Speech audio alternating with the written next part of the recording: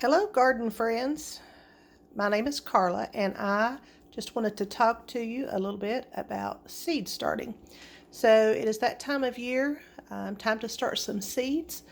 If you are going to do a garden from seeds, and I have a lot of people ask me about when to start seeds. How do you start them? What do you use to start them with? So, I thought I would just do a quick video and go over some of that and just talk about that for a minute. So I've already got some pepper seeds planted, and I can show you those first. I'm going to pause this.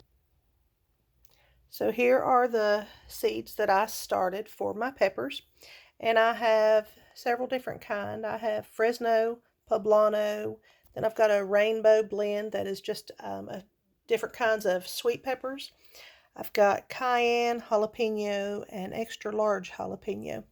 So all of these were started with a seed starting mix because seed starting mix is sterile. It does not have any kind of eggs in it that would cause fungus gnats later or anything like that. So if you're going to put them in the house, you really need to start with some type of sterile mix so that you do not introduce a lot of unwanted larvae into brand new plants that will eat them alive, literally. I've also started some blue curled kale and some tatsoi, which is similar to spinach. It's very high in vitamin C.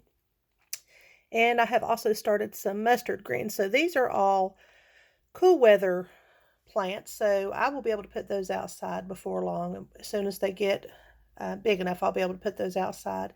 So peppers really like to have a warm environment before they will germinate. So I have placed those on a heating mat, and I have just put half of the pan over the heating mat portion so that I'm not heating up my cool weather loving plants over here. So the peppers will take, gosh, some of them take a long time, but they take at least a week to germinate, and it's been a week for these, and you can see that nothing has come up yet. So hot peppers take even longer than sweet peppers. So these may take a while to come up. And so you want to start those about 8 to 10 weeks before the last frost date, which around here is right around May the 10th. So I may have started these just a little bit early, but that's okay. I do have some grow lights that I am keeping them under. That this right here is my grow light, and then I've got some aluminum foil on the back wall to help reflect the light. So I've got these going, and I'm also going to get some tomatoes going, and so we'll move in here to the tomatoes, and I'll talk a little bit about what I've done to get those started. Okay, so what I've done with the tomatoes is a little different than what I've done in the past, and actually it's a little different than anything that I've seen before, which is okay because, as long as you have a good sterile growing medium for your seeds, then everything should work out okay. So I'm relying on that, y'all. Okay. So anyway, what I've done so that I do not have to transplant these so many times is, instead of using just my seed starting mix, which I have used some of that because it's a real fine growing medium, it also is sterile, which means it has no kind of bacteria or eggs from any type of fungus gnats or anything like that. So it's completely sterile. So it is safe to use for seeds, and in the house especially, because you don't want those gnats getting into your house. They are so hard to get rid of.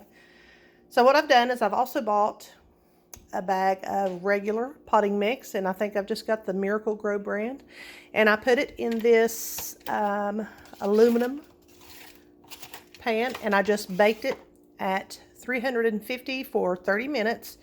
Used my meat thermometer to make sure that it had reached at least 130 degrees before pulling it out, and it had.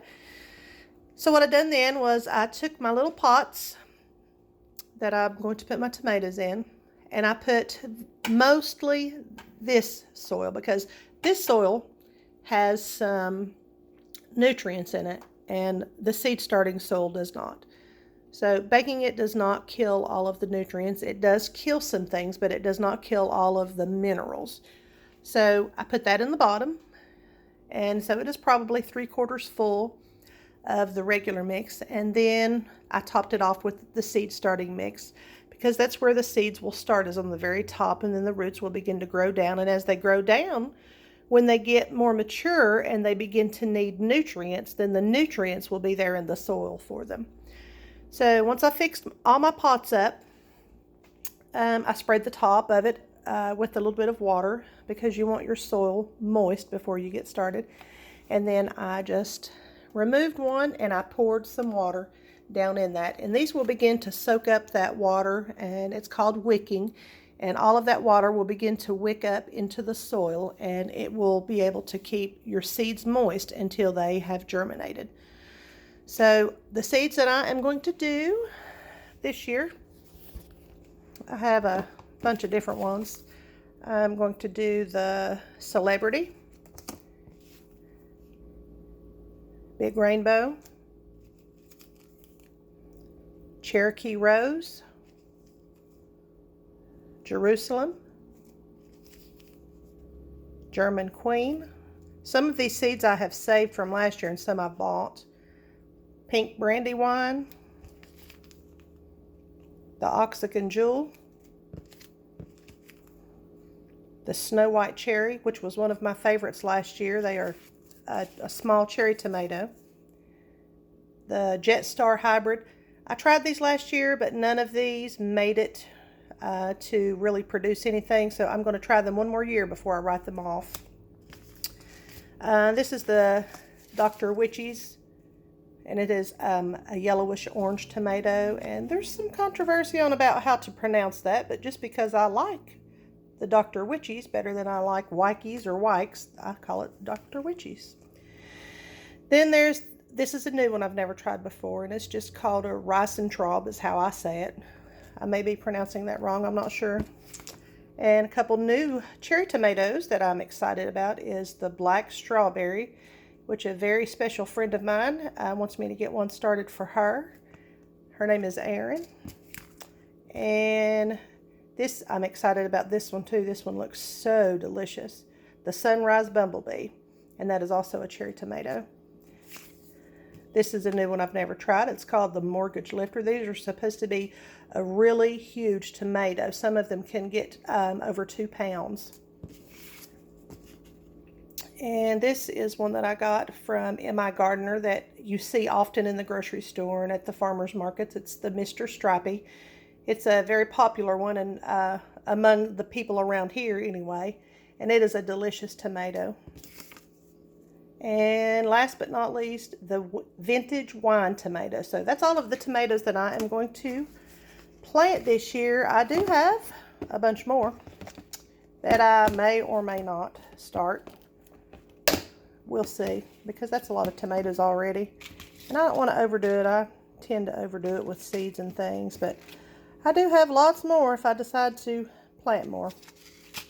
So anyway, that's how I have started my seeds this year. I will post a video later on, an update of how these are doing. So you all be blessed and have a great day.